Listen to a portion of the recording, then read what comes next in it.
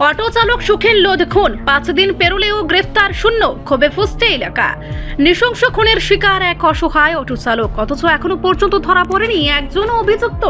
এই ঘটনাকে কেন্দ্র করে তীব্র ক্ষোভ ছড়িয়েছে এলাকা জুড়ে। গত 15 মার্চ গভীর রাতে কিল্লা থানার অন্তর্গত রাইমা মলসম এলাকায় উদ্ধার হয় সুখেন লোধ ওরফে কালু লোধের রক্তাক্ত মৃতদেহ। তিনি উদয়পুরের খিলপাড়ার বাসিন্দা এবং পেশায় ছিলেন অটো চালক। পরিবারের একমাত্র উপার্জনকারী সুখেন বাবুর এই মর্মান্তিক মৃত্যুতে ভেঙে পড়েছেন তার স্ত্রী ও সন্তান। ঘটনার পর কয়েকদিন কেটে গেলেও এখনো পর্যন্ত কাউকেই গ্রেফতার করতে পারেনি পুলিশ। জানিয়ে উঠছে একাধিক প্রশ্ন। স্থানীয়দের অভিযোগ, এত বড় একটি হত্যাকাণ্ডের পরেও তদন্তে গতি নেই কোনো দৃশ্যমান অগ্রগতি। এলাকাবাসীর কথায় একজন সাধারণ পরিশ্রমী মানুষকে এভাবে খুন করা হলো, অথচ অপরাধীরা এখনো ধরাছোঁয়ার বাইরে।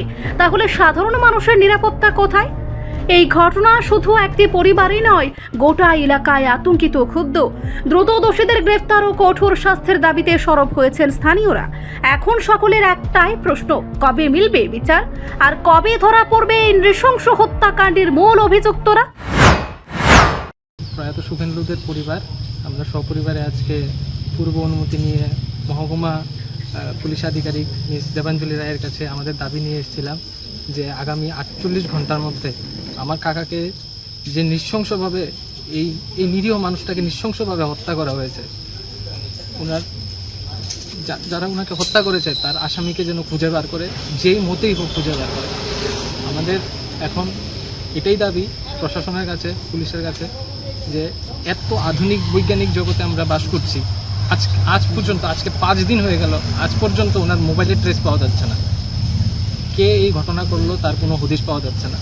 এরকম অবস্থা হয়ে দাঁড়িয়েছে, ওনার যে এই স্ত্রী আর আমার ভাই আছে, ওনার ছেলে, এরকম অবস্থায় দাঁড়িয়েছে। আপনি পুরো গ্রামবাসীকে জিজ্ঞেস করে দেখুন, একবেলা ভাত খাওয়ার মতন উপায় নেই ওদের। একমাত্র রোজগার করা ছিল। আমার কাকা বিগত 40 বছর ধরে এই পেশার মধ্যে আছে, এটা করেই উনি খেতেন।